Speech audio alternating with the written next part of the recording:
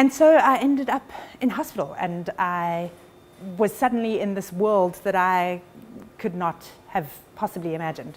But when I look back on it, I can see that I had all the common symptoms of diabetes. So I was 10 kilos lighter than I am now, despite eating anything I wanted and not doing any exercise.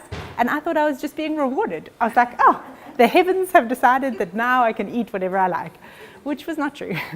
But along with that came this constant and unending exhaustion. So I would get up in the morning and have a shower, and I'd need to have a lie down. And I would eat my breakfast, and I'd have to take some time to rest. And along with that came constant thirst, this insatiable thirst. So like mouth like a desert all day and all night, and needing to drink all the time and then needing to pee all night, no matter where I was.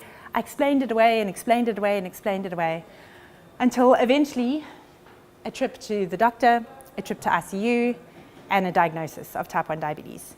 And since that day, which was actually 10 years ago exactly today, weirdly, I have lived on 5 injections a day and countless finger prick blood tests, and having to watch everything I eat, every mouthful of everything I eat, because it affects my blood sugar, and having to live with the complications, the risk of complications, which are dire: blindness, amputation, increased risk of heart disease, kidney failure. It's also forced me to look closer at self-care. I took this photo after a completely sleepless night, thanks to a teething baby, and I stopped for coffee on the way to work on the edge of the ocean. This is on that Hout Bay Road. There's that guy who sets up shop there.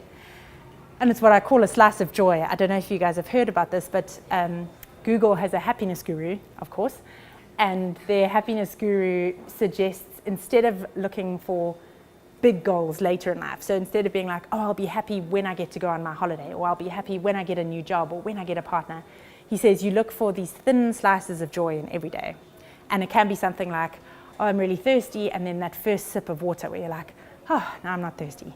Or when you're outside and it's hot and you walk into an air-conditioned room and you're like, oh, that feels good. And he says, if you look for these slices of joy, they accumulate and you start noticing them more, and that brings a lot of daily happiness. And so it's lovely. Hey, I've been thinking about it a lot. It was actually my New Year's resolution this year, because it's so doable. And it helps even in the midst of very stressful situations or exhaustion or illness or whatever you're in. There's always something. There's like a moment that you can be like, oh, this is lovely. Like at the beginning of your 2-minute shower where you're like, oh, there's those little moments. Or anytime I sit down with a cup of tea, it's just moments of nurturing. And so self-care has become very important to me. I have 2 young kids, as I mentioned, so I can't put myself first as much as I would like to. I would like to put myself first all the time.